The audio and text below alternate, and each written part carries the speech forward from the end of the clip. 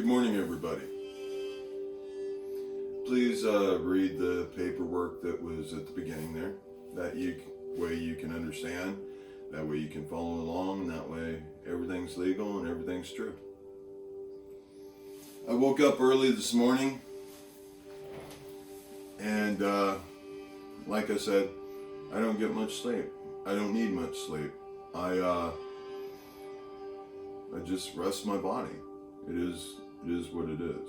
But I woke up this morning and I realized in order for me to be who I am, for the world to accept me for who I am, then I need to stop time.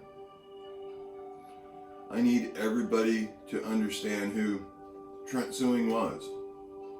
Who made me who I am? What important parts in my life happened that made me develop into the person that I am today, and ultimately help me achieve my full spectrum consciousness. And I guarantee you, this is the first time in the world this has ever been seen before. I can do things nobody in the world has ever been able to do. But it's not bragging rights to me. I just feel love. I just know exactly what my place in this world is. I don't know I don't know all the answers yet, because I've been concentrating all my energy on helping the people close to me at this point, helping them to understand, helping them to try to wake up. And by doing so, it has made people feel that I'm mentally ill or that I'm insane. I respect that. Hey, I understand the way you guys view everything.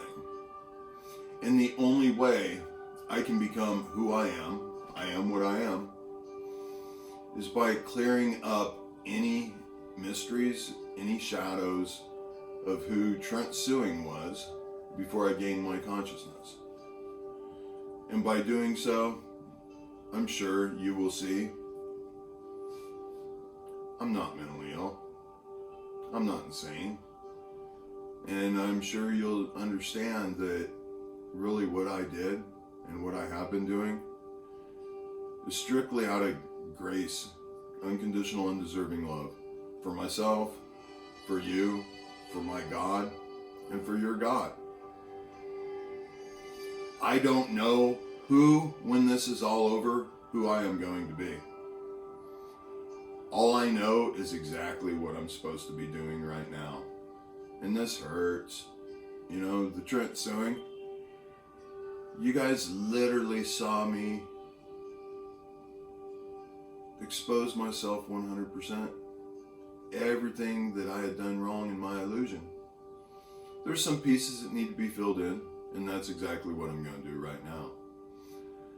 Realize in order for me to clear my name, in order for everybody in the world to understand that I'm not mentally ill, I am going to have to talk about things in my family.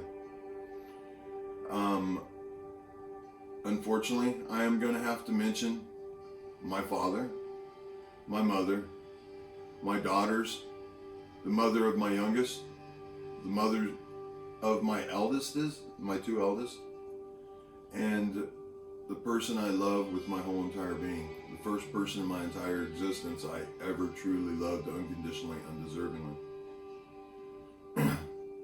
And then, of course, the conscious Trent. I will also need to talk about what has taken place since I've been doing this documentary, telling my story. It's important.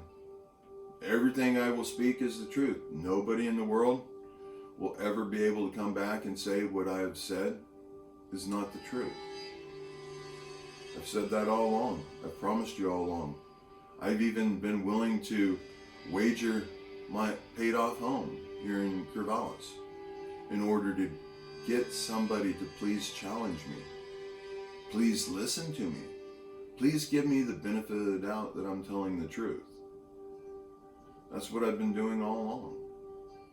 And unfortunately, nobody has done anything whatsoever to support the truths that I've been speaking and that I've been showing.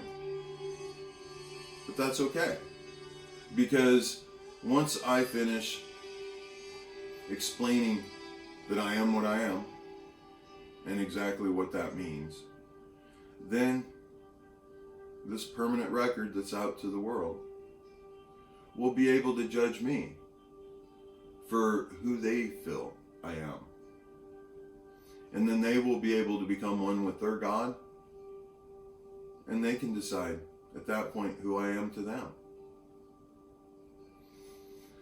I've said all along, this is not for financial. I mean, I think this is pretty obvious. Have I not virtually destroyed everything I've worked so hard for up to the point I, gained consciousness? Everybody in my entire, my family, the 7 people, they don't realize it, but they literally tried to destroy everything I've stood for up to this point in my life. But you know what? I've said everything's exactly how it's supposed to be. All things are good. All things are positive. Now, as I tell through, my life as Trent Suing, you'll be able to understand who and why I am who I am. In order to do that, first thing I guess I need to start with would be explaining who, obviously, the first people who programmed me in the illusion, my parents. My mother, her childhood consisted of, I remember hearing that she was on TV as a young kid with her brothers. And her parents were strong alcoholics. Her mother was the type that she always felt she should be a movie star. Always lived way above her means. It was all about show. At one point, my grandmother and grandfather had, they were both alcoholics. My grandmother went to the Salem Mental Hospital, because back then they didn't know how to treat alcoholics. So she went to Salem Mental Hospital, and I believe that's the one where One Flew Over the Cuckoo's Nest was filmed. And I remember hearing that her nurse at the time was in the movie. Well, then there's my mother's father, my grandfather. This man grew up on the streets. I remember hearing he stole bread off a bread truck just so he could survive. He ended up struggling and working his way through life to where he became a very successful man, from what I understand. At one point, he was a druid. He had a grandpapa ring from being a druid. And but we'll get to what happened to both of them later on down the story. But as my grandmother and grandfather on my mom's side divorced, all the kids got pushed to my great-grandmother, my mother's mother's mother. And this woman was a very, very wretched woman. She was the old school type that she would beat the devil out of you. I remember one time staying over at her house. I must have been about 7 or 8. I had forgot socks, and she was devout Christian. I mean, hard, like the old nun that would beat in you.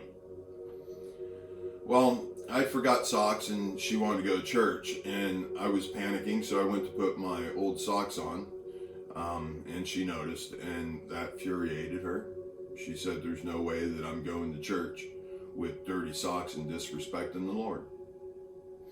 So she pulled out some pantyhose that she had. And she had what would be referred to as cankles. So her knee highs, if you will, were all stretched out. So when I put them on, they all gathered up around my ankle, kind of like a slinky, and everybody could see it. And I started bawling. I begged her. I said, "Grandma, please don't make me do this, please." And then she got the broom out, and she started beating me with the broom handle and chasing me around the house, saying she's gonna beat the devil out of me. Okay. Great thing about her, a week before she passed, she was in a coma and she came out of it. She was the sweetest, lovingest woman I'd met.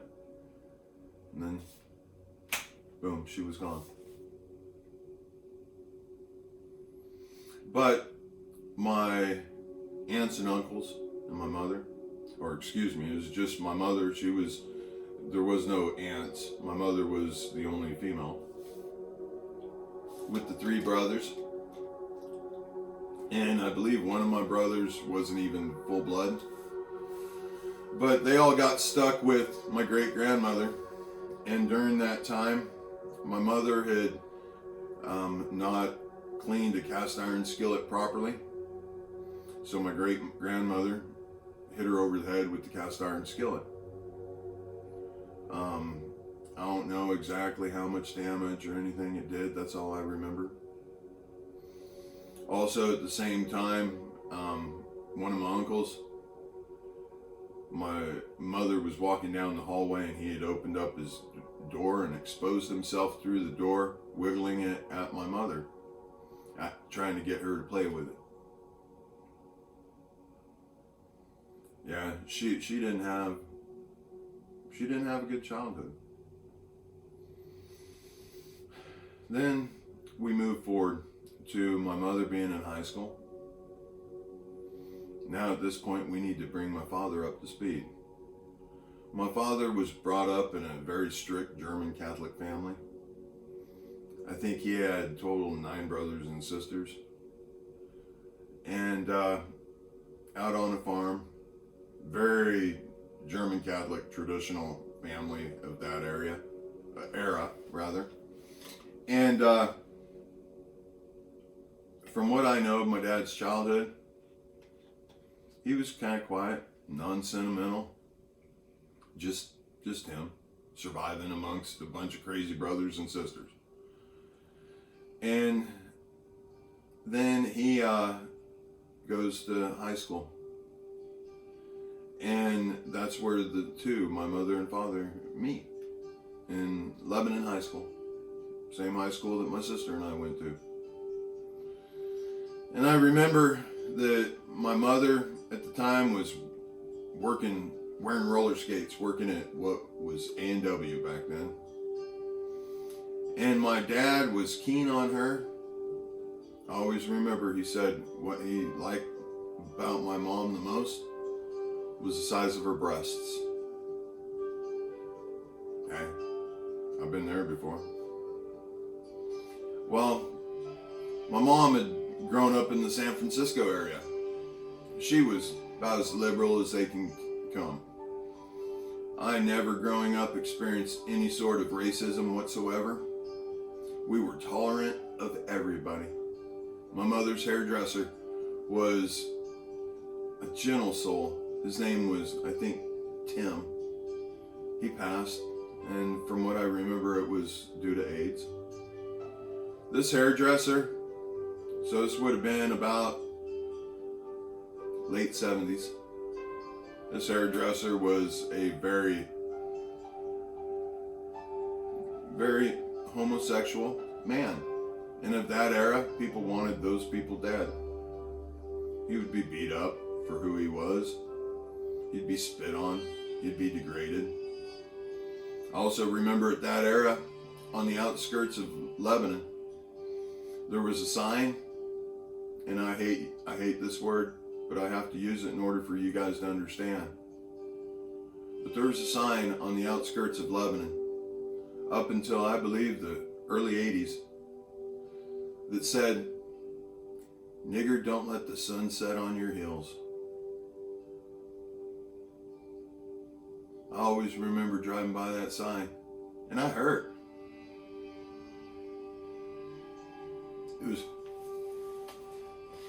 I never understood why, when a small community like that, why when I remember this one black man came into the city, and due to his religious beliefs, he would only accept money in the one hand. Not a big deal. But the community wanted to kill him because of racism and because of judgment.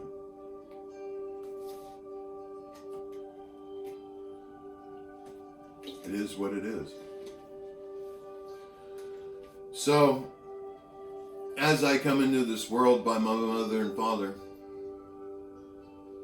this would have been 1970. First, my sister was born.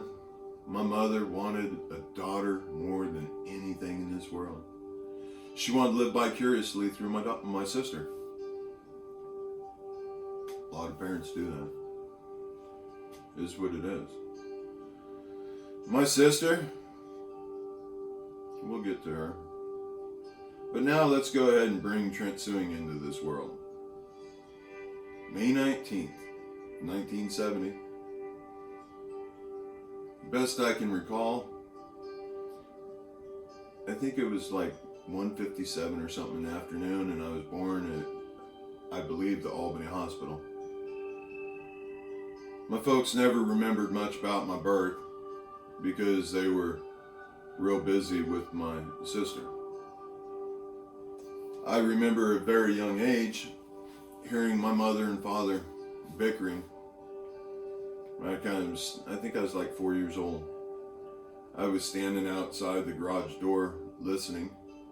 My father, he doesn't remember this. He says that they always wanted to. And okay, I have no reason not to believe that. I just have reason to believe that I wasn't the second one that they wanted. And I'm sure as I explain the truths, you'll understand why I would have felt that way. I'm not saying any of this is the reality. All this is my truths. And everything I'm going to share with you is my truths for my entire life until I gain consciousness. But anyways, so I hear mom and dad bickering back and forth, both of them yelling, "Well, I didn't want him."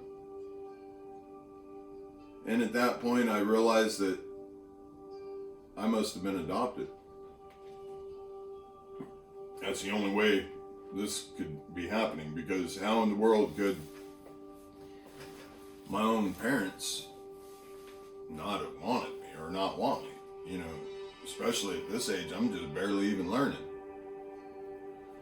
But things progress, and I start getting older. Very few pictures of me as a child. I'd say probably 300% more. Oh, no. Probably 3,000% more pictures of my sister than there was of myself. And I understand that. Mom and Dad explained, that it's because, well, she was the firstborn and they're busy with her. Okay, that's fine. So each time Mom and Dad would leave the house, I would start looking through the house trying to find proof that there was adoption paperwork. Constantly. And I never found anything at all. The only thing I ever found was dirty magazines hid underneath Mom and Dad's mattress. A bunch of them. Oh, and these were in that era. They weren't the Playboys. These were the swank and the pretty dirty, raunchy stuff. And Mom and Dad explained to me that, they enjoyed those together in the evenings as they would listen to Dr. Ruth on the radio. Every night about, I believe it was 11 o'clock, they would have Dr. Ruth on the radio. And I remember laying in my bedroom on the first floor, and I could hear clearly the radio. And this was a sweet old woman. I don't even know if she's still alive, but she is. Dr. Ruth, you are amazing. You really are. She was this elderly woman that would give relationship and sexual advice to anybody willing to listen. She would describe things by saying, you take the penis and you stick it in the vagina. It was like that. Mom and Dad also enjoyed that era, what was called Benny Hill. Yeah, it surprised me. I remember seeing naked breasts on TV in that era. So the good thing about Mom and Dad is they were very sexual, and they were very open about it, which gave me comfort within my sexuality and my body. Then things start moving to where my sister starts really getting in the limelight. She was a cheerleader, she was a model, she was a gymnast. I believe she was a Strawberry Fair Queen. She was the whole package. She had large breasts. She was very attractive. She was very popular. And then there was Trent. I didn't know who I was. I didn't know what my place in this world was. I had not found anything that anybody had liked about me at this point. My father, he was a machinist. He worked hard worker. He did what he was supposed to do in that generation. He worked his butt off and he provided the income for the entire family. Mom, though, she was a stay-at-home mom. She had a whole lot of mental issues. She had obesity. She had tremendous amount of medical issues nonstop. Eczema. I remember many times as a kid, my mother would be naked in her bed and she would yell for me, Trent, get up here and scratch my back. She had eczema, so I understood. And so I would have to lay in the bed for sometimes a couple hours, tickling her naked back. But I did it because at least I felt that this is the only way they feel love for me. Then, food-wise, if I didn't like food, I was still forced to eat it. I remember acorn squash. I'm sorry, but I think that stuff is disgusting how stringy it is, and brown sugar and butter. It literally wanted to make me vomit. But I remember many a times that I was not allowed to leave the table until I had ate every single thing that was put on my plate for me. I remember bawling, begging to not have to eat it. I remember trying to force it and kind of puking in my mouth and being forced to chew it back down and swallow it. Now, Mom, she had gotten what was the first, I think, stomach stapling it was called back then. So therefore, she couldn't eat much. Oh, she tried though. So every single meal Mom would eat, she'd go to the bathroom and puke.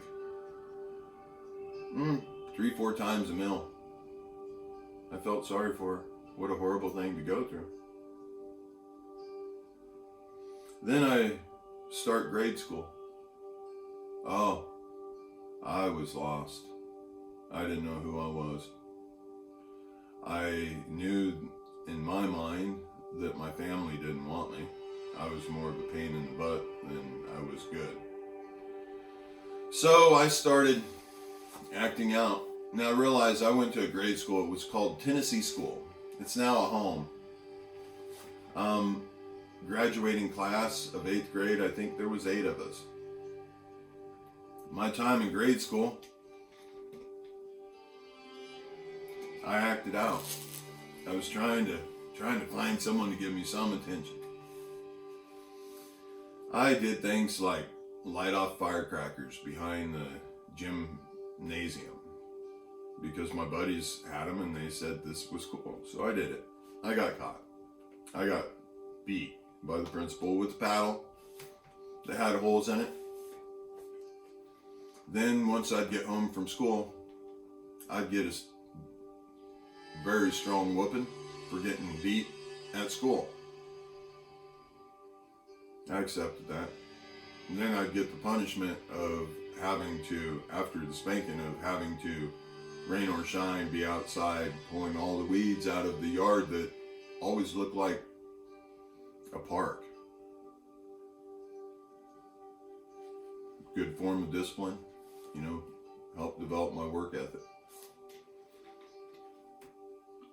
I did stuff like, there was the old style softball that was spongy.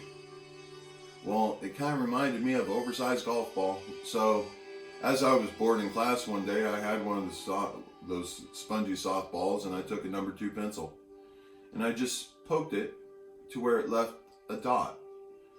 And I made this thing look exactly like a golf ball. It didn't hurt the softball at all. Well, the school felt it did. Therefore, I got more whoopings. Then got whoopings at home for getting whoopings at school. Then I got punished again. Which, hey, they're doing the best they could with what they knew how to do. Then there became one point that I had got told to put all the balls away and all the bean bags, in essence, in grade school in the gymnasium. So I go in the gymnasium, I get everything put away, and then I knock on the PE teacher's door. Oh no, whoops. I didn't knock on the door, actually. Now that I remember, I walked in. And I saw my sister, who was 3 years older than me. I saw her sitting next to the PE teacher. And I saw him with a ruler up under her skirt. They both looked at me rather surprised. PE teacher stood up, grabbed me by my throat, held me off the ground up against the wall, and he told me that if I told anybody, he would kill me. Once he let me back down and I grabbed my breath, I walked out. I went back. Oh, no, actually, now that I think about it, I was walking by the principal's office to go back. PE teacher had already talked to him, and I got pulled into the principal's office and I got beat again. Mr. Forbes was his name. Well, so that day gets over, I get home, and this protection in me, I knew no matter if I was getting killed or what, I needed to tell my folks because something horrible had been happening to my sister. So I explained to my mom and dad what took place. Instantly, it became protection of my sister. So my mother and my father went to this, and I believe I went with them, went to speak to the principal and the PE teacher. And I just stood off to the side. And the PE teacher admitted. He said that he was actually in love with my sister. Nothing was discussed about what he had done to me, which, okay, it's about protecting my sister.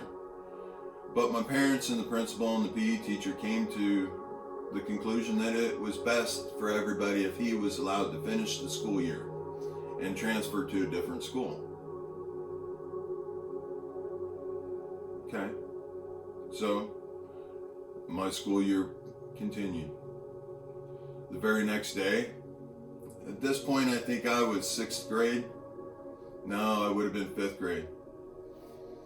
I go to school, and then my sister has all the older 8th grade boys grab me, pants me, throw me in the dumpster with all the rotted food, and all of them sit on it during the whole recess.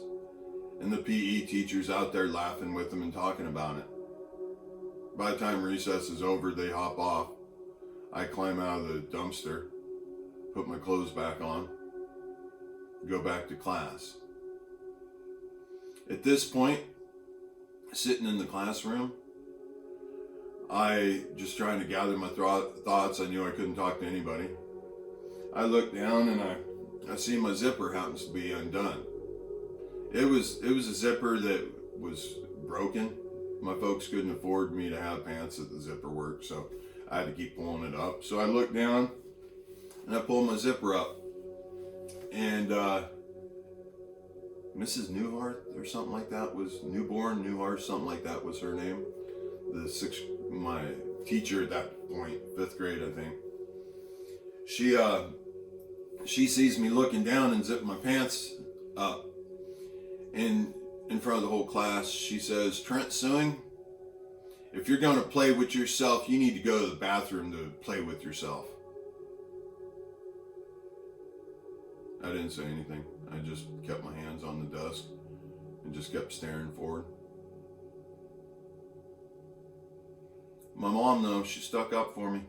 She made the teacher give a formal apology for saying that to me because my mom felt it made the family look bad. Okay. So now we progress into my mother's mental issues. Keep in mind, growing up in grade school and high school, my mother was, God bless her soul, she was so unhappy. This woman in her whole entire life, I think she checked herself in a mental institution at least 3 times. Growing up, there was many a times where, like, for example, one time, I remember clear as day, I can close my eyes and picture every ounce of everything. She had grabbed one of my dad's rifles, and she had taken it up and locked herself into the bedroom, barricaded herself in there. She kept screaming that she's killing herself because nobody loved her. I was scared. At that point, I must have been like 6, 7 years old. I was scared, hunkered down in my room, curled up in fetal position, covering my head with pillow and blankets. Because I didn't want to hear. I didn't want to be there. I didn't want to know this. And then finally, Dad gets the door open and he gets into Mom, and then I hear Mom screaming, "Trent, help me, save me." So I go running upstairs, and I see my father. He has my mother on the ground. He has her in a chokehold position. Hey, he's just trying to prevent her from doing something horrible. And I remember staring at both of them. Both of them looked me in the eyes. And I just turned my head and I walked back downstairs, and I didn't say anything because I knew there was nothing I could do.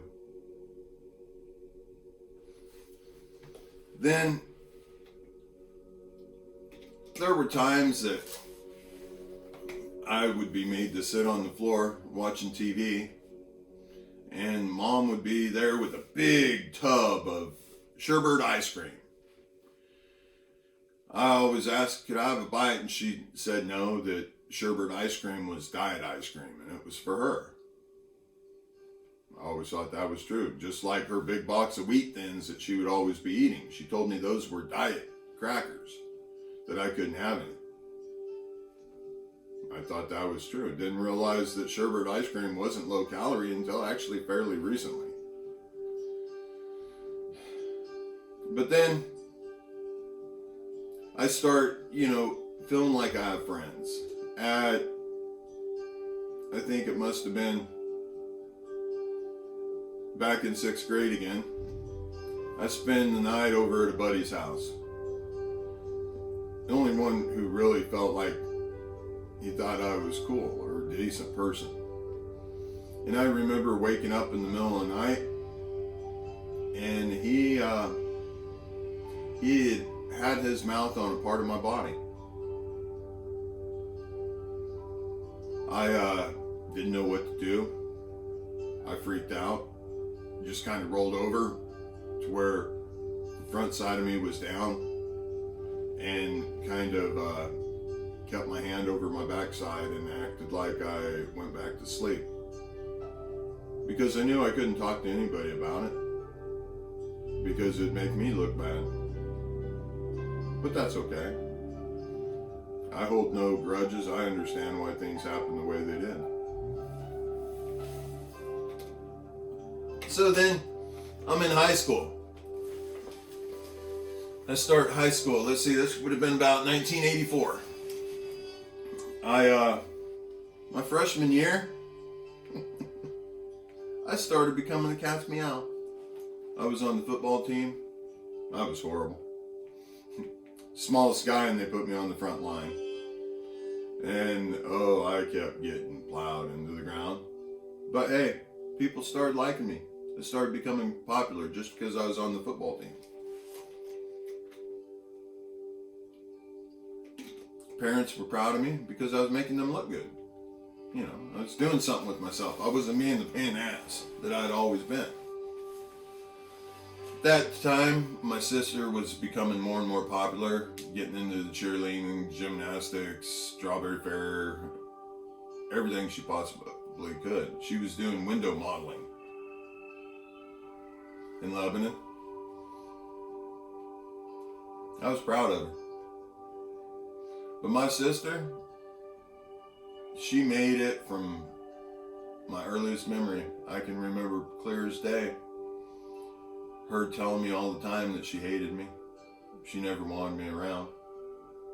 Hey, I get it. You know, nothing to prove that I should feel otherwise. But at one point when I thought my mother and father were going to divorce, my sister was standing in the bathroom. She was curling her hair. Let's see, she must have been, I think 16 or 17. And I opened up the door and I said to my sister, I said, no matter what happens with mom and dad, I just want to know, I want you guys to know, or you to know, my sister, that I love you with all my heart.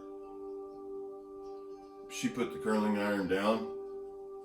She looked at me straight in the eyes and she goes, Trent, when are you going to realize I don't love you and I never will? And then she closed the door in my face. Okay. You know, it is what it is. You just have to accept it. So I start pulling back into distancing myself from people in high school because I was getting beat up by my sister's senior boyfriends by this point. I was talked down to all the time, spit on in high school. And at this point, I just became the dirty jean jacket wearing kid. And I poured myself into woodworking. Actually became the state champion the first time I competed for woodworking. I went on to compete nationally, and I took second place. My parents were proud. I finally felt I had a way to express myself. I became the wood shop assistant. I think I was sophomore.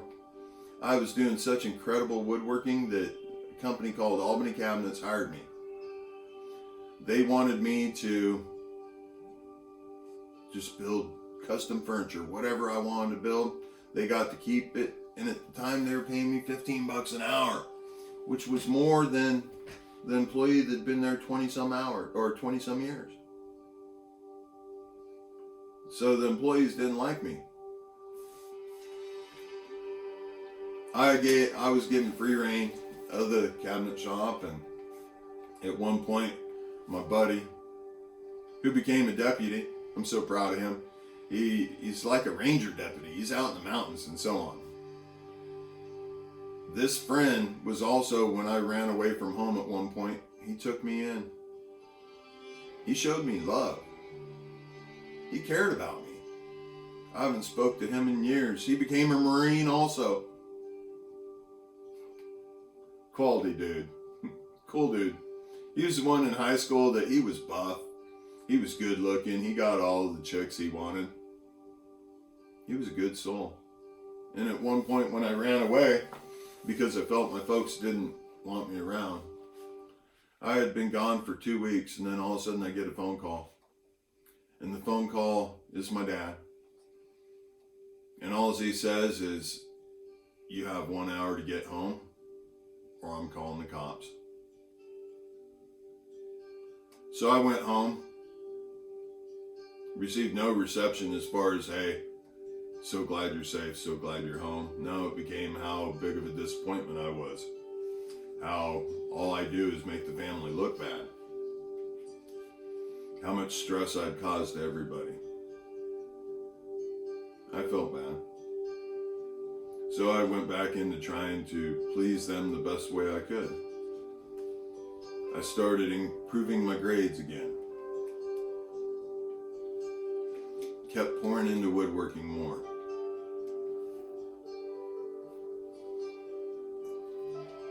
Then came the point where my sister, she was getting married. Realized she was very sexual. In high school. There was one point, because I was brought up in an extreme religious family, there was one point that I accidentally walked in on her and her boyfriend having sex. I knew Mom and Dad didn't approve of that, and so I told Mom and Dad. Instantly, I was told how wrong it was to be telling on my sister.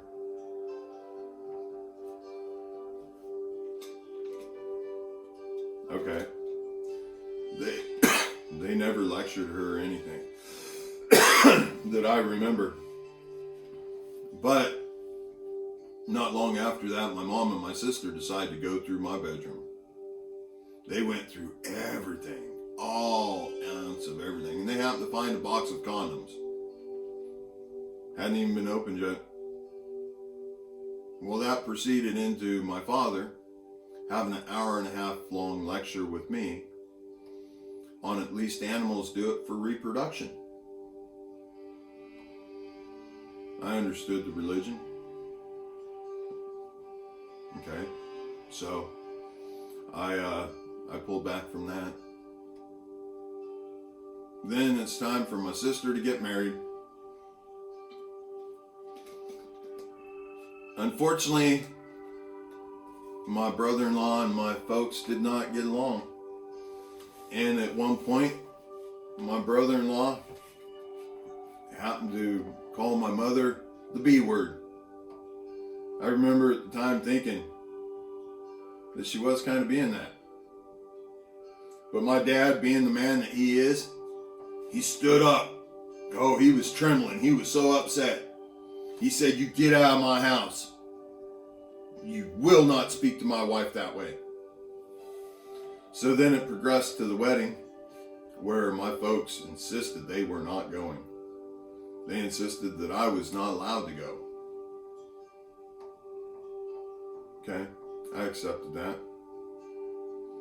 Not long after that, Mom and Dad told me, they said, "Trent, we don't know what you're planning on doing as soon as you're done with high school. All we know is we are not helping you pay for anything, and you're on your own as soon as you turn 18 years old." At this point, I think I was 17, and I had brought my grades up, to where they were decent. Because at one point, I was so sad, didn't feel anybody loved me, and I was bored as could be with school, because I'm like, this stuff, How is this shit important? But, you know, I was probably considered ADHD. So, Mom and Dad had told me that as soon as I was 18, I was on my own. And at this point, I had a buddy of mine that lived in an alcoholic family who felt the same way as I did. That we didn't have a place in this world. Therefore, we wanted our lives to end doing the most honorable thing we could possibly think of to show the world that we were something. So him and I agreed that we were going to join Guaranteed Infantry Buddy Program in the Marine Corps.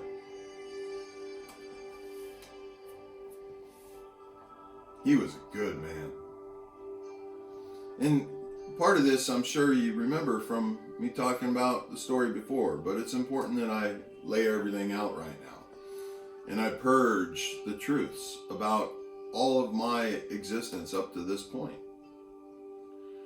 Well, Tim and I, we joined the Marine Corps in boot camp. I'm retested. And it happens to end up coming back that my test scores are high enough for me to have whatever job in the Marine Corps I wanted, my drill instructor said. Well, I'd made a commitment to my buddy. And I told them, no, I was guaranteed, this is what I'm doing. Well, they felt that I was not listening to them, so they said they will force me to either take a better job or they will see to it that I'm kicked out of the Marine Corps, because they're not going to let a good mind just be a bullet stopper. I still couldn't turn my back on my buddy. So it proceeded to where I had to stand in attention in boot camp for about an hour. Well, the whole platoon was punished. And everybody said, or the drill instructor said, see this man here pointing at me? I'm the one that'll get them killed because I don't listen. I just stood there, didn't say anything. Then by the time it was ready to hit the rack, my buddy Tim, he snuck over to me and he asked me, he said, man, what in the world is going on?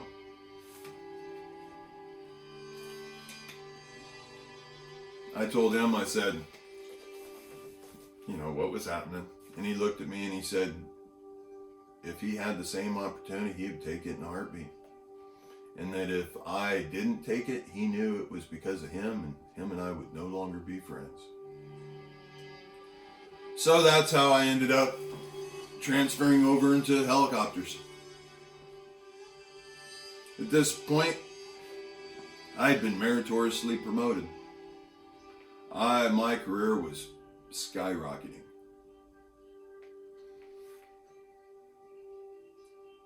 Got into helicopters, enjoyed it, excelled, did really good. I should not have been able to do what I had done. I felt like it was kind of a dream. How could I be this person? I didn't deserve it at that point, I thought. Well, things progressed, and I had a lot of failed relationships. Because truth is, I was only basing everything off of my mother and father's relationship. That's all I knew how to go by. So, after combat, Desert Storm, Desert Shield, I get back and I decide, you know, I need my person. I need somebody who's going to love me, somebody who's going to be there for me. Well, I happened to meet this woman, the first wife. Let's see, I think I was 21, probably. And she was a Marine. She was 35 years old. She was Filipina. She got her citizenship for joining the Marine Corps. I didn't know her very long. She was beautiful. She was very physically promiscuous. And I thought she loved me because she was always pointing out my flaws. like my mother had. And she would scream at me and she'd yell at me all the time. And I thought, well, shoot, that means she loves me. Because that's what my mom did. And my mom says she loves me. So this must be real love. So after about 3 weeks, we decide we're getting married. I didn't have a lot of money. Didn't have much leave. So what we did is we drove from North Carolina to Oregon, straight nonstop, 3.5 days. At that time, over the counter, they were called mini thins. I would take mini thins and slam coffee and chew to drive straight through nonstop because I wanted my parents to see me get married. We stood in front of their fireplace with justice of peace or preacher or something. And we got married. Then we drove straight back the next day. And she kept cutting me down the whole time. But we'd have moments, we'd make up all over the side of the road, and we'd have sex off the side of the road. Keep going on. Same thing, she'd start cutting me down again. Finally, we make it back to North Carolina. I get us a home. Then, not long after, I get orders to Norway for 6 months. So, I buy a new home. I pay for it. I want her to have a nice place to stay, because she doesn't have anybody. From what I knew, her mother had nothing to do with her back in Australia. She had a lot of failed relationships. So I want her to have a nice home while I was gone. And as soon as I get deployed, within like 2 weeks, I hadn't even gotten to Norway yet, I start receiving the first mail. And instantly the letters are saying how she doesn't want to be married to me. She wanted to be with somebody who's going to be around all the time. But yet she's a Marine and she knew, but okay. I just kept begging her, please, just wait till I get back. We'll work this out. After the deployment, we're getting back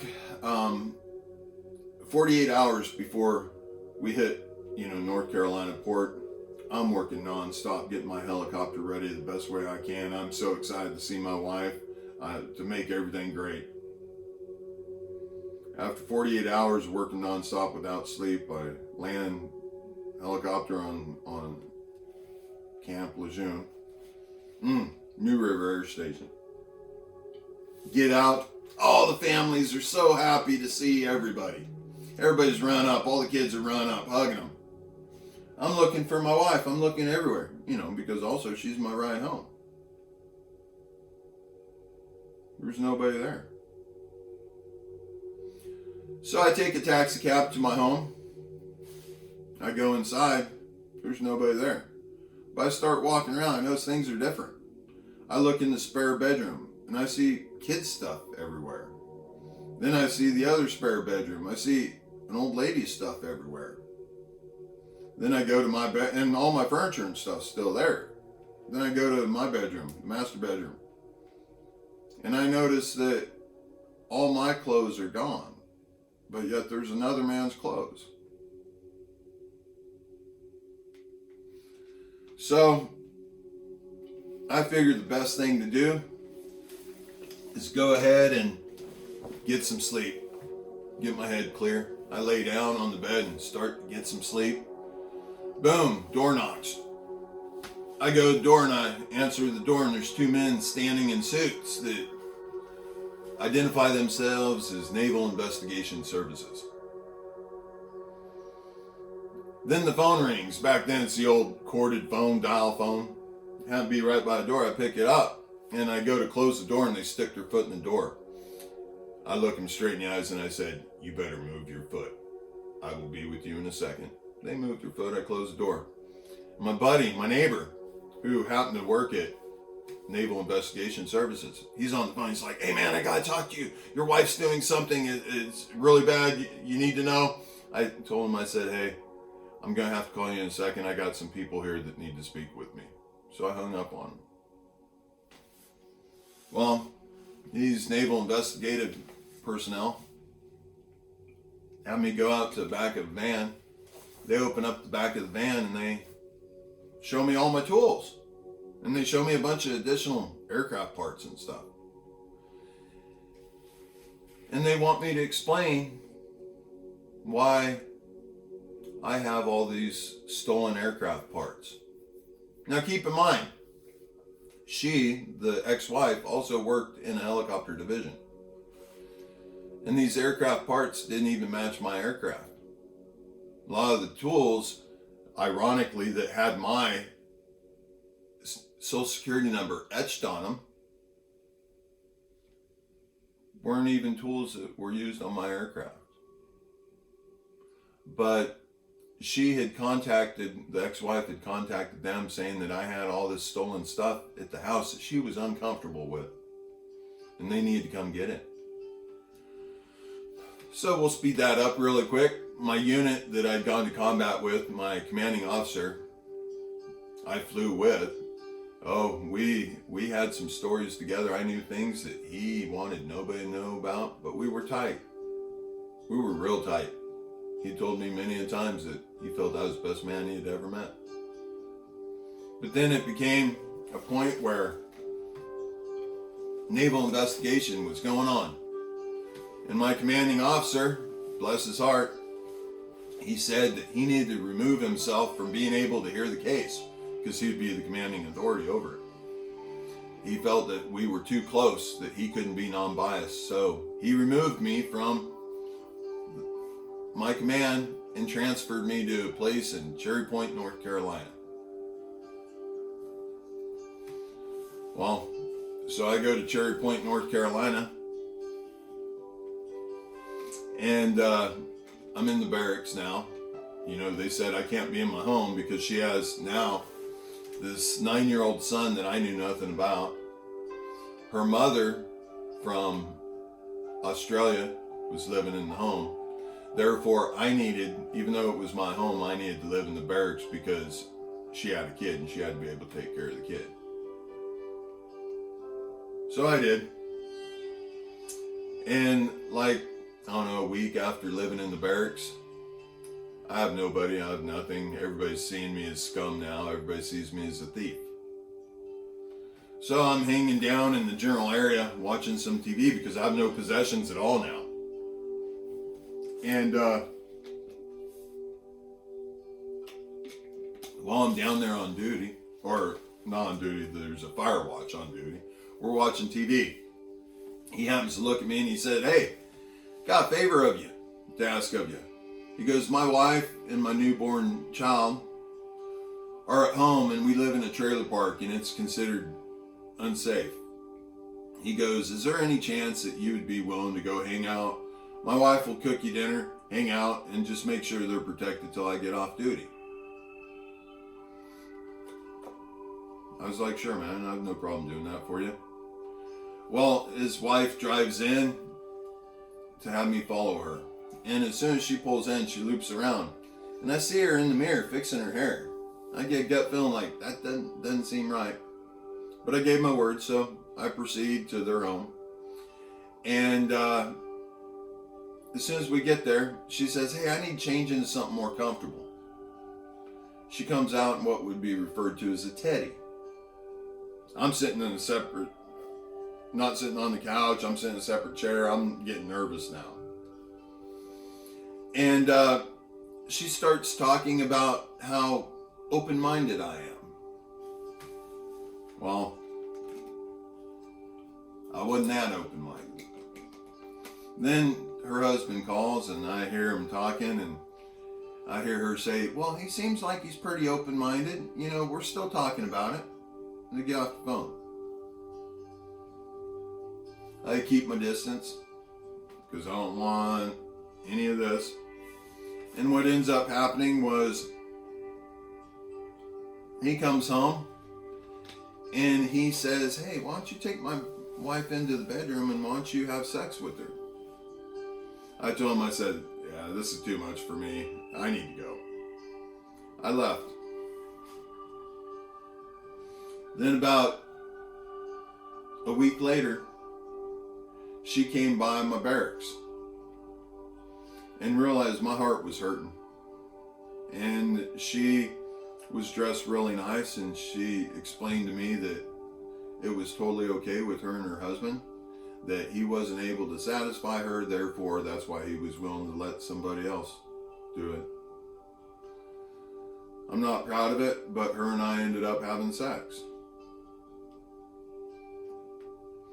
Then, as the military investigation is moving along, now I'm at the duty station wherein happened to be the same commanding officer when I was in Japan, that he had done some bad stuff to me because he was a Bible thumper and he thought that nobody should be going off base and having a good time and yada yada, so he wanted to punish me. And it ended up getting him in some trouble. But now he's my new commanding officer, and as soon as he saw me, he said, "I got you now." So that investigation instantly became my new commanding officer. He wanted to see to it that I spent life in prison because he was going to get even with me. But my military appointed attorney, he said, "Hey, don't worry about it." He said, "There's no case against you whatsoever." He goes, "I honestly have more stuff than this in my home." And I told him the truth. I was like, well, look it. I re-enlisted in the Marine Corps and got $80,000 to re-enlist because I was doing so good. I said, I re-enlisted because I had gotten married. Every single person in my command now that I've been to combat with had turned against me, saw me as scum. I said, I have nothing left in the Marine Corps. I just want to do whatever I have to do to get out of the Marine Corps as quickly as I possibly can, because these aren't my people. This isn't my band of brothers.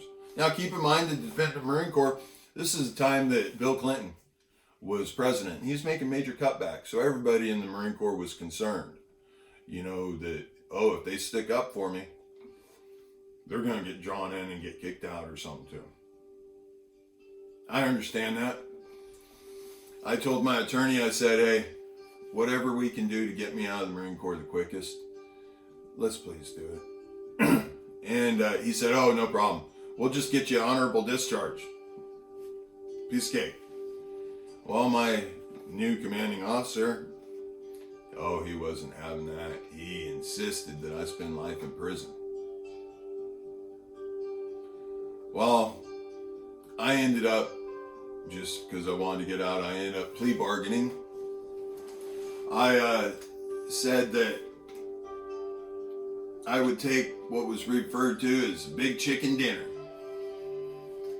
I would accept a bad conduct discharge, and I would accept going to the brig for 6 months. I was okay with it. I knew I did nothing wrong. I knew it would just get me out of the Marine Corps. My attorney assured me that these crimes don't even exist in the civilian world, so I won't even have a criminal record at all. So I was like, hey, I'm fine with that. Well, so court, for the plea bargain, the wife ends up, I catch her in a lie, and she ends up having to force. I end up forcing her to admit that she's the one who'd done all this. That's all I wanted to hear. I just wanted her to have to admit that she was the one who staged all this and planted all this. I wanted out of the Marine Corps, so I wasn't going to fight it. Then the judge knew that this was not right. So when it came to the brig time, he said, hey, take your time, get your stuff together, do whatever you need to do. And he said, I think he gave me a month. He said, just show up at the brig in a month, tell them who you are, and just get your time over with. He said, you'll get out. He said, it should be easy. And when he looked at me, I could see his eyes were kind of watering, because he knew what was happening wasn't right. But so I show up at the brig. They check me in. The guys checking me in, they all had heard what was going on. They apologized to me. They said they didn't want to have to do this. They knew it was wrong. And I assured them, I said, hey, this is just what I got to do. Just let me do my time. I'll get out of the Marine Corps. Everything will be fine. Well, as soon as they get me checked in, I instantly sat down with the dean, this African-American master gunnery sergeant who was, not dean, warden, I guess you would say, who was in charge of the brig. He sits me down and he explains to me that his best friend happens to be the commanding officer that wanted me to spend my life in prison. He looks at me and he says, we got you now. So my time in the brig consisted of going straight to solitary confinement. On both sides of me in solitary confinement, on one side I had 2 African Americans that had just killed with shotguns a bunch of Caucasian Marines because they said Allah told them to do it. And they were allowed to watch their religious channels in the cells next to me. Couldn't see them, I could just hear it the whole time. Then on the other side of me happens to be an inmate that was there because his extreme special needs daughter, he said that she wanted him to have sex with her at her very young age. And I would happen to, as a priest, would be talking to him and he was confessing his sins. I would happen to kind of look out a little bit to where I could just see enough, and I'd see him sticking his face through the bars as he's talking to the priest, and he's picking all the pimples and stuff on his face the whole time. Then it progresses into, I spend, for no reason, time in the hole. Those of you know what time in the hole is, and I'm not going to get into it. But finally it moves forward to a point where people, one of the guards gets the word out of how I was being mistreated. Now keep in mind, butt naked, chained to the floor, being hosed down with the fire hose to wash the feces and the urine away from me. That actually gave me horrendous hemorrhoids. But this one guard happened to be from Scio, of all things, here local. He would sneak a chew into me because he felt so bad about how I was being treated, and he felt this was wrong. Long story short, an important person ends up getting me out of solitary confinement, making the wrongs right. He said, hey, the quickest I can get you out of here is for you to just finish up your time because you have good time. They'll take it off. He goes, sure, I can make all this go away. He goes, but it's going to take a year or so. I said, well then just let me go ahead and do my time. And he got me out of solitary confinement and said I can do anything I want. And I said, I'd love to see outside and I'd love to see some fresh air. So they assigned a female guard to me by myself. We just went out, picked up trash, cleaned the base movie theater. We actually started having sex the first day. She would come in on visiting and see me. She fell in love with me. Once I got out of the brig, I had reconnected with the mother of my eldest. And while I was in the brig, I received letters. One letter would say that she's pregnant with my child. Next letter would say that how much she hates me and that she doesn't want me in the child's life. Then the next letter would be how much she loves me and misses me, wants to spend life with me. Well, now that I'm out of the brig, I reconnect and she's pregnant. Big and pregnant. And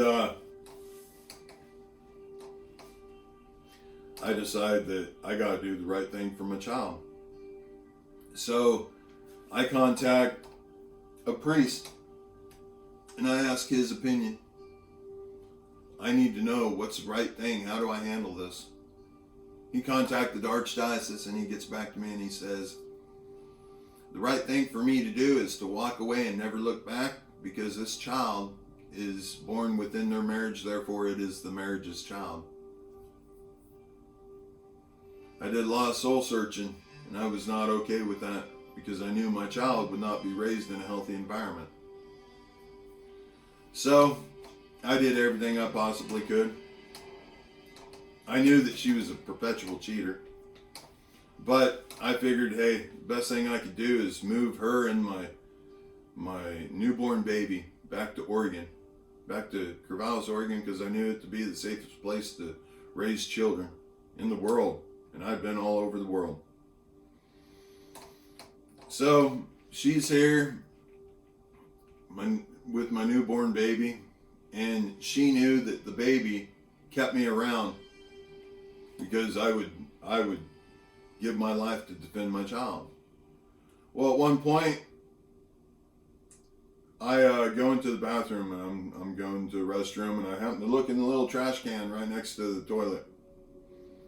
And I happen to see birth control pills in the trash can. A bunch of them. Why they weren't flushed, I don't know. So I take the trash can into the mother of my child, and I say, what are these? Then she proceeds to smile and get happy and say, oh, now's a good time to tell you I'm pregnant.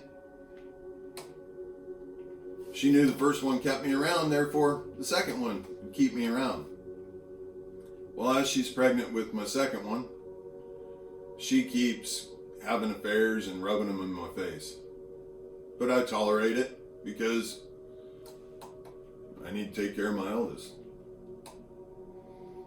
Then my middle one's born. Natural childbirth.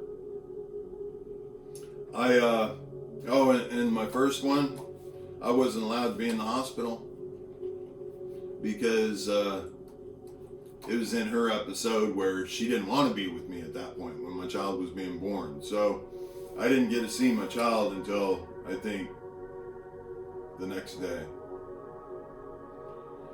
But now, moving back, the second child's born. It's been 3 days. I go to work. I was working at a place called Golden West Homes. I was doing all their countertops, and I had my best friend there.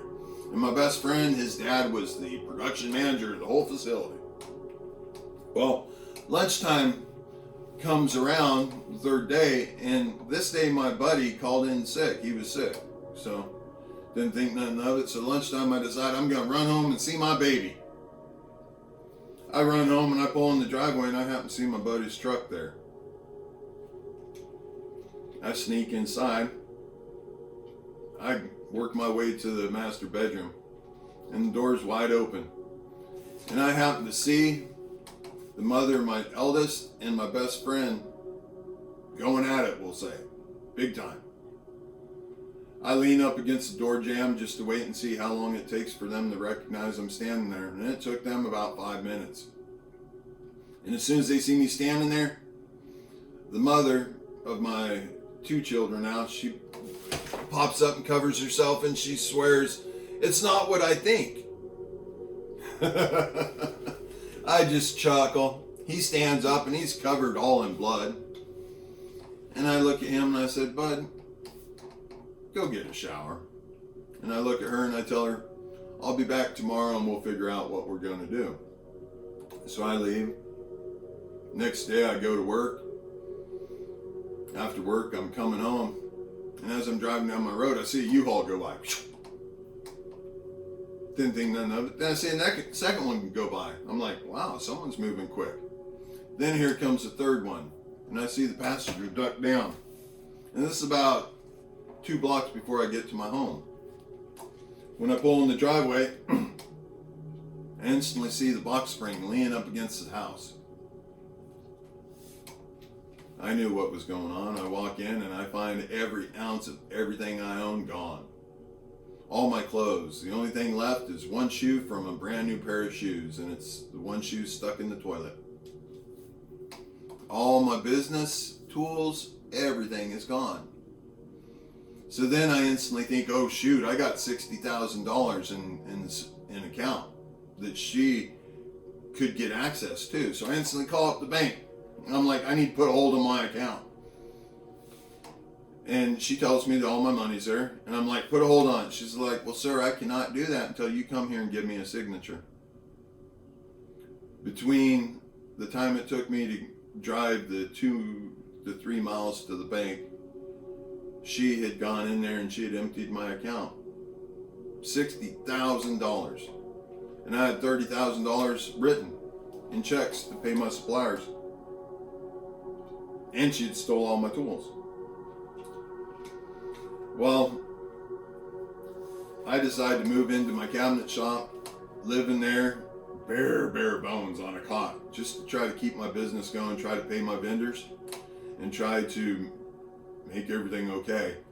And I also start the custody battle to get custody of my children, because this woman at one point rammed her car into my vehicle as she was trying to run off with my kids, where cops got called and everything. She got in trouble.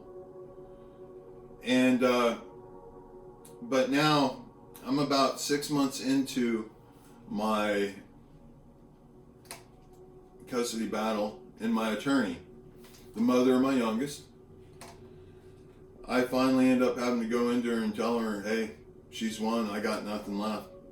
I have no money, I'm in debt, I'm gonna have to file bankruptcy, I got absolutely nothing left.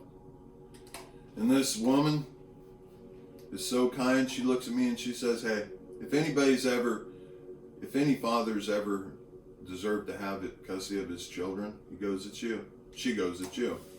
You're the best father I've seen so far. So she agrees that she will represent me from this point forward for free. All I have to do is start working on her office when I have time. So first day I go over, I work on her office, doing everything I can because I'm so appreciative. And by this point, my motivation is my girls. I got to get them in a healthy environment, because I'm already hearing that their mother's having sex in front of them and all sorts of horrible things. So, first day of working on the office, afterwards, my attorney asked me, hey, you want to go have a beer? I turned down. I'm a man. I believe in taking care of the woman in pain. So I turned down because I don't even have enough money to buy a beer. Progresses each day, she keeps asking. After about a week, finally she confronts me. She says, what is it? Are you not attracted to me or what? And I had said to her, I am very much attracted to you. I just don't have the money. And she's like, oh, I got plenty. Don't worry about that. So we have a beer. That night, we go back to her place. Me being a gentleman, I insist on sleeping on the couch. Actually happened to be this house. So I want to sleep on the couch out of respect. She's in the bedroom. After about an hour, she yells to me, hey, why don't you come in here? I go in there, she's fully exposed. You can figure out the rest. So I start living with her out of her request. I start remodeling this whole home. At this point, oh, it was horrible. She had paid $98,000 for it in '98, if I remember correctly. And so, to show appreciation, I worked my booty off. I remodeled the home. I redid the yard. I brought this home up to where now it's worth, well, I think at one point, before the economy started diving recently, it's worth up to about $600,000 paid off. Well, things progressed to the point where through the 8-year horrible custody battle, where I have to take lie detector tests because the mother of my children is trying everything she possibly can. She's now gone to Carva, said that I was abusive. Every court hearing, she would make lies with no proof, but the judge would take her at her word. She filed, I think it was 27 restraining orders against me that got thrown out because there's no grounds, but each judge listened to her, and each time it gave her full temporary custody. She even at one point went to the child support division and said that I was making $350,000 a year under the table, therefore they set my child support really high, and I've told this story already. Well, the attorney that I was living with decides that she wants a child. And she told me that either I impregnate her or she'll have a sperm donor and I will raise somebody else's child. So I make the conscious decision to have a child with her, which brought around my youngest. Now keep in mind, 6 months into representing me, she's walking around pregnant with my child. But then it progresses into things that start happening in the custody case that are horrendous towards me. Lies, everything. But then this attorney stops being my witness, even though she exposed everything because she was afraid how it would make her look to the courts. There was one point I was looking at going to jail, and she 100% had proof that I was telling the truth and the other person was lying. I begged her, please, come here to court. She kept saying, oh, I'll be there shortly. She no-showed me. So I had to represent myself, and hey, I just spoke the truths, and I got out of it. Then that attorney proceeded to, once my daughter was born, 3 weeks after she was born, and my youngest was breastfeeding, the attorney decides that she wants to go see the man that's more important to her because, he like a senator's assistant. So she abandons my newborn daughter and I, disappears, doesn't even say anything. She's gone for a week. I switch my daughter over to formula, get everything going while I'm still trying to work and everything. Get things balanced back out. All of a sudden this woman shows up, middle of the night, drunk, kind of crashes into the trash can and stuff. Comes into the house, she walks in, she's staggering, I don't want to see my baby. I put my arms up in the hallway and I said, no, not until you sober up. You need to get sobered up. I want to keep her safe. Well, she proceeds into the bathroom, puking everywhere, even ends up feces all over the floor. Then she passes out. Middle of the night, or a couple hours later, I go in and check on her and I see she's passed out. Her hair's in puke and feces. And I turn her on her side, make sure she can't choke, and I put a towel underneath her head to keep it out of the puke and the feces. And then, things start balancing out a little more. Till a couple weeks later, she disappears with my daughter. This time, though, she sends me a message, says that Bridget's safe. And my youngest was now with her, and they were going to go see this man because she wanted him to meet my daughter. They were gone, I believe, for about a week. That hurt. That hurt bad.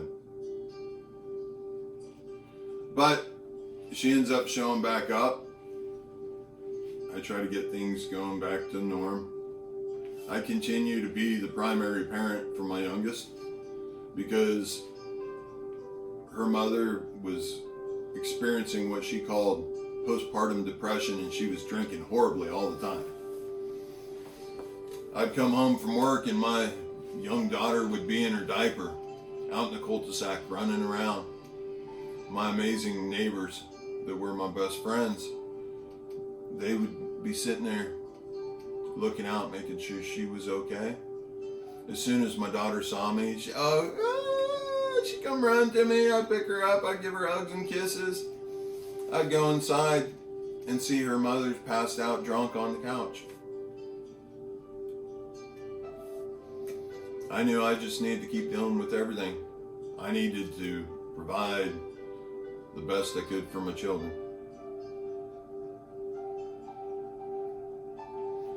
Then the custody case gets to the point to where after I had to be interviewed or have a total complete psychological evaluation done by the state's head psychiatrist who investigates con artists, serial killers, the worst of the worst. He does a full psychological evaluation on myself and on the mother of my two eldest. Speed it up a lot, becomes where I end up getting full custody of my daughters, and she has all parental rights relinquished. Simply because of how horribly she had talked about me to my kids, all the lies that she had told them. I mean, it was the point, my two eldest daughters, I had Lynn County guidelines. I followed them close. I made every single appointment. I did every visit, every event, everything that I could. Now keep in mind, like a Christmas where they're singing and stuff at the school, I go there to support my daughters. I'm so proud of them. It's time when they're walking out the hallway. I stand in the hallway, smiling, just waiting to see them. And as they both go to walk by me, they turn their head the opposite direction and they won't even make eye contact with me. Later on, they tell me that it's because their mom had told them they'd get a spanking if they smiled at me.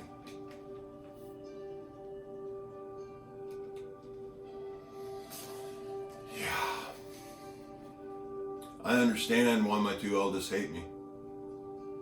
They were programmed the worst they possibly could. I made the decision to stay with the mother of my youngest until I knew all three of my daughters were safe. Even though the mother of my youngest, at one point when I was a mortician, she kicked me and my three daughters out because she wanted to have that other man come stay with her for a week.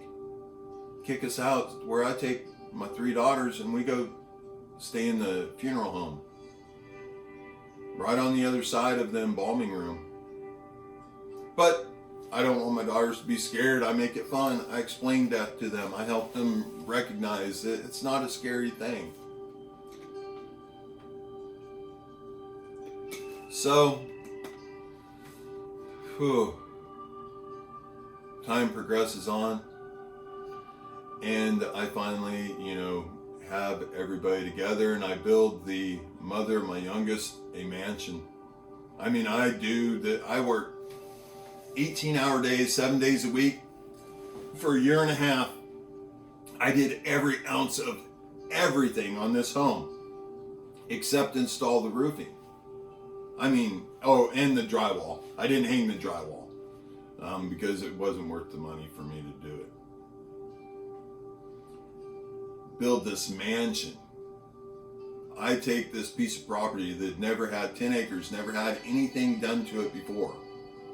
I clean all the berry vines off. I end up planting a huge crop of garlic. 100,000 pounds actually. But I see that we're getting about an hour and a half and I'm running out of energy. So at this point, we're going to stop. And as soon as I have the energy, I will continue. I will explain who I am, what I've done in my entire life, what people have done through interaction with me in my life, to where you will see who I am and why I am what I am. I love you guys. I assure you I'm not mentally ill. And I'm sure by now you guys are starting to realize how sane I really am. And how much I truly love everybody. And that I'm truly pouring my entire soul out to the world. Even now, simply just to prove that I'm not insane. Because nobody wants to even recognize how beautiful what I'm trying to do is for the entire world. But I will keep doing it because I love every single one of you, unconditionally and deservingly. That's the only reason why I'm doing this. And it's because I know I can help every single one of you reach your peace, become one with your God before it's too late. That's all I'm doing. But anyways, I love you guys. We'll talk again soon, because we have some really good parts coming up, I assure you. And I will not lie about anything that's happened. I will just be 100% honest with you, because these are my 100% honest, pure truths. I will not tell you anything intense of bringing shame to anybody. If anything, I'm doing this because I want the world to know the truth. That's all. And then all of you can judge me for my truths. Anyways, I love you guys. Talk to you soon. By the way, isn't this shirt cool? The woman now that I consider my sister, she got it for me. One of the nicest thing anybody in my life has ever done for me. She got this for me out of pure love. To that person, I love you, girl. And I'm sure by now you're starting to understand and everything's starting to make sense to you. And I assure you, I have not lied to you, and I will not lie to you. With love, talk to you guys soon.